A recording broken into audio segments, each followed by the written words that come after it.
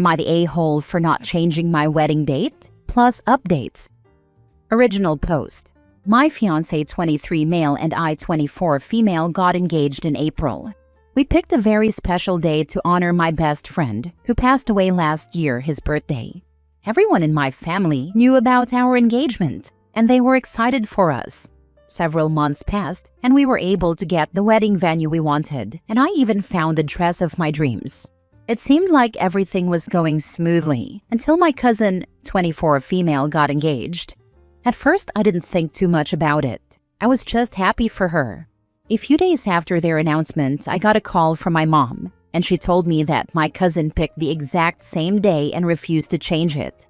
When we asked why, she said, "I refuse to get married before my other cousin, and that is the soonest we can get married. I am not changing mine, so me, will just have to change it." This has been going on for a few weeks, and my mom has lost sleep over it. My dad is at the point of cutting all contact with him, and every time I think about it, I feel sick. It really bothers everyone that she values one family member over the other. The worst part is my great-grandma now has to decide whether she's going to my wedding or hers. If this day didn't mean so much to me, I would have caved and changed the date. But I had my wedding date picked out first, and everything is already paid for, including my wedding dress. Am I the a-hole? Edit. After 5 days of being engaged, she is claiming that she already paid for her church rental and venue rental. Her parents keep saying they will work it out so that we can both get married the same day, meaning they are expecting me to get married at 8 a.m. so she can get married at 2 p.m. Even after explaining the importance of this day, she refuses to change it. Now for the top comments before reading the updates. Not the a-hole. You had the date first. She can't push you off it. Any drama is her doing, not yours. Screw her. Also, not the a-hole. But if you're going to screw cousin, screw her hard. Tell great-gran there's no pressure to attend the actual wedding, but set up a fancy luncheon date with her beforehand. Tell her you understand how hard it is to choose between you, so you're giving her a special day to take away the stress. Bring your dress for a first look try-on. Ask your venue if they have a marketing video you can watch together. See if your service providers, florist, baker, or caterer can contribute anything, even photos or a video, for a reasonable additional fee. Ask your great-gran about her wedding, look at photo albums, ask for happy marriage advice. I did this with my best friend's mother. She was doing chemo and couldn't attend my wedding, and I promised that if great-gran is a nice person, it will be one of the most wonderful and memorable bonding experiences you'll ever have. As a bonus, you'll be so far up on the high road that your crappy cousins won't be able to touch you with a 10-foot pole. Don't forget to take heartwarming pics of that day and have a friend post them to your socials 15 minutes before your cousin's wedding. This is both extremely thoughtful to grandma while also a massive FU to cousin, and I'm here for it. I'm not sure if I understood her reasoning correctly. She does not want to marry before you, and you should change the date? But what if you change your date to something later, or postpone it an entire year? No, she doesn't want to get married before her other cousin on her mom's side. My date is for next year. I'm not postponing it any more than it already was. Please tell me you are planning on not attending her wedding. She sounds horrible. No one from my family will be attending her wedding. She has made it clear that she does not care who she steps on to get her way. Now for the first update, I just got off the phone with my great-grandma, and she is holding out hope that someone will change dates. My mom also informed me that my aunt and uncle, her parents, are expecting me to change the date of my wedding, and within the next couple of days, I will be getting blown up with threats if I don't change the date. Second update. I am now pondering moving the wedding one day forward since her pastor won't do weddings on Fridays due to the church being reserved for his study group. This also honors my friend because he and I were very petty. It also allows my grandma to go to both weddings and will give my immediate family an excuse to not go to her wedding because we will be too tired. I don't want to move my wedding date, but I don't want to cause any more stress for my grandma since she is very old and fragile. I just don't think she can take any more stress. She refuses to have one, plus none of the priests in our area do Friday weddings. Third update. My fiancé and I have decided to change the wedding day forward. After weighing the pros and cons, we decided that's for the best. After speaking with my great-grandmother today, I couldn't let her worry any more than she already is. I love the idea of having our wedding on the 22nd, but it isn't worth the worry and stress my grandma is going through. At the end of the day, I want nothing more than to just get married to my significant other, so the date change isn't going to affect my end goal. Thank you all for taking my side and helping me come to the final conclusion. Final update 3 years later. I had honestly forgotten about this post until I got a random notification from it. It wasn't just my cousin who decided to pull wedding shenanigans. A month before my wedding, my future brother-in-law and now ex-sister-in-law decided they wanted to get married only 3 weeks after us. This put so much stress on my in-laws and made my mom so furious that she decided to give everyone assigned seats at the reception to make sure they were not allowed to sit next to each other the entire time. Way to go, Mom! Wedding dramas aside, our wedding was absolutely gorgeous. We decided to move the day forward because my cousin wasn't budging on moving the date, and I really didn't want my great-grandma to be sad about missing one of her granddaughter's weddings. For the middle of October, it was sunny and 70 degrees out, and as we said our vows during the golden hour, 2 rainbows formed right over us. It was absolutely perfect, and I couldn't have asked for a better day. As for the cousin's wedding, they were both sh-faced before walking into that church, as well as the priest. My great-grandma was so disappointed she called my grandma to come and pick her up at 6. They are still married, but everyone kind of just ignores them now. My cousin and I are still at odds, but we seem to be more civil now because I just don't have the energy to fight over something that's in the past. As for me and my husband, we have since moved into a house that we can now call our own, adopted another cat, and are very happily married. I apologize profusely for leaving everyone in suspense for 3 years, but I'm glad I can finally put the stress of wedding planning behind me and just enjoy my cozy, quiet life with my husband and fur children. It all turned out fine, but I find it frustrating OP ended up moving her date in the end. OP's cousin got the date by being the bigger a-hole.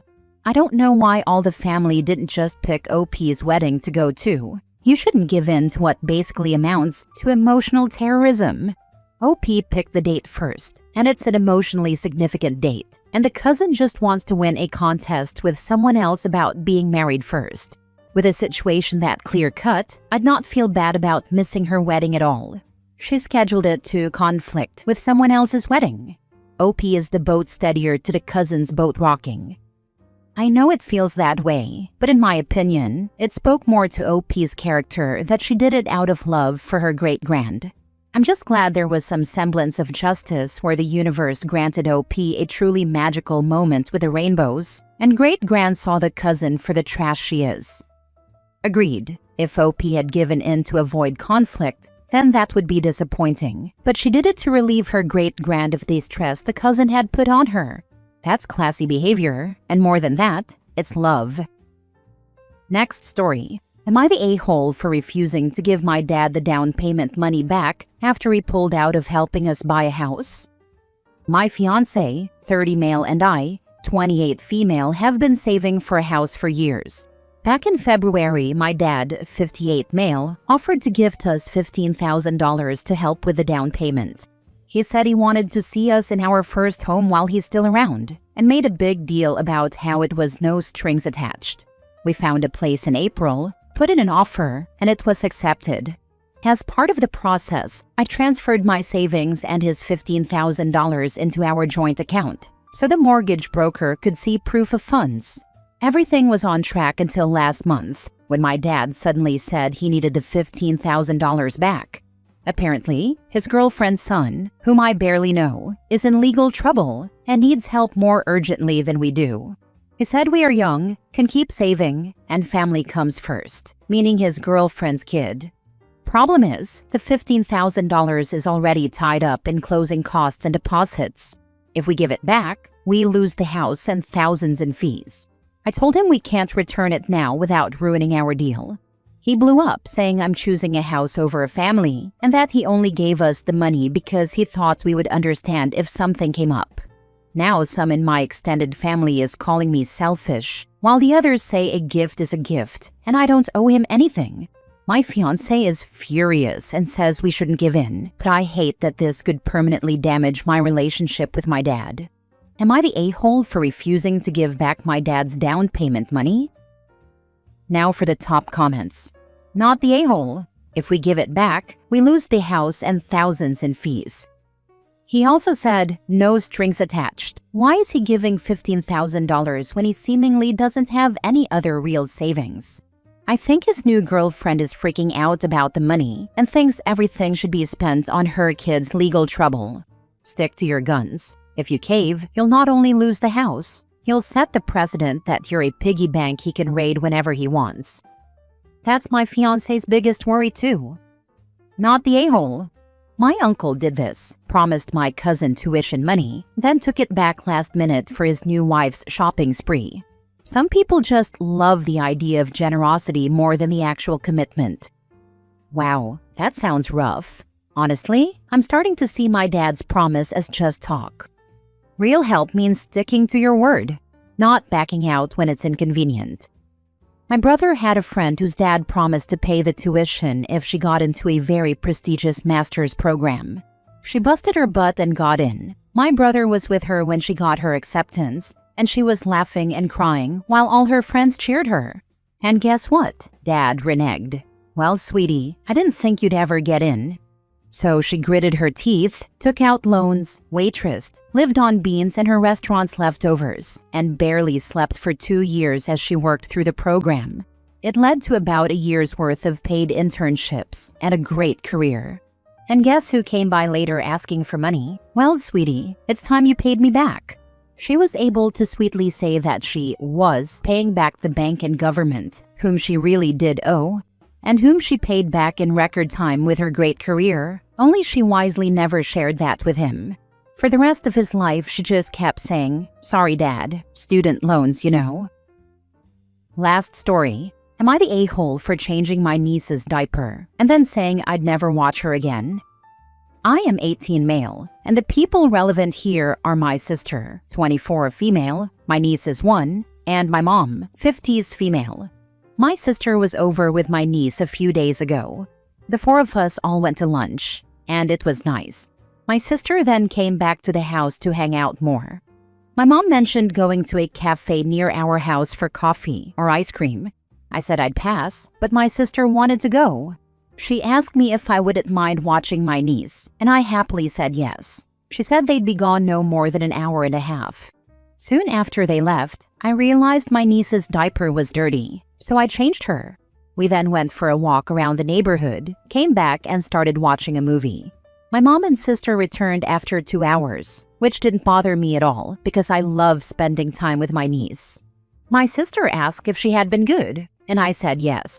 I told her what we did and also mentioned that she had pooped because I thought parents ought to know that kind of stuff about their babies. My sister was like, oh, okay, I'll change her now.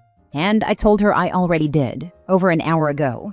She looked absolutely horrified and said I should not have done that, claiming I crossed a boundary. I was genuinely confused. My sister has never acted like this before.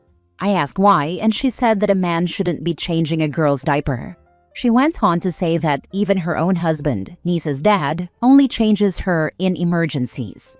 I asked if she would have rather I let her sit in a dirty diaper, and she didn't respond. They left soon after this, and my sister was like, I'm not mad anymore, but ask me before doing something like that next time, okay? I told her there wouldn't be a next time, and I wouldn't be watching my niece again.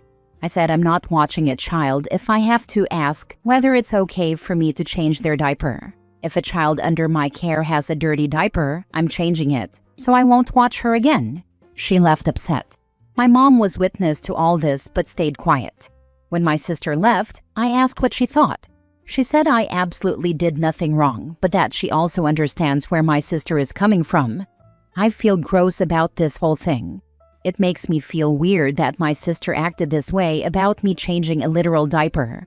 I love kids, and I'm going to college for a career in healthcare and will literally be working with children, some of whose diapers I will undoubtedly be changing. And this isn't even a matter of not knowing how to properly change diapers for female anatomy. My girlfriend and I babysit her little cousins probably at least every other week, and I have learned to change their diapers if needed, male or female. Am I the a-hole for this? Even her husband is only allowed to change his own kid's nappy in an emergency? Your sister needs therapy, not the a-hole. My husband was the first and only person to change my newborn for the first 3 days because he wanted to. There is nothing sexual about being hygienic. My husband changed all diapers until night 20. He was zonked, so I got up. He was mildly upset the next day that I didn't get him up. Since he was going to be going back to work soon, and I was going to be the at-home parent, he wanted to do all he could for her when he was home. He knew he'd be missing out on a lot, and so it meant a lot to him to do what he could. Whether that was changing diapers, laundry I didn't get a chance to do, you name it. I will never forget the time we went out to get dinner, and she needed to be changed. So he took her to change her and came back visibly bothered. There was no changing table in the men's room, and he wasn't going to stick her on the floor. He was heartbroken that he was unable to do something as basic as making sure she had a comfortable, dry bum. So I took her and changed her.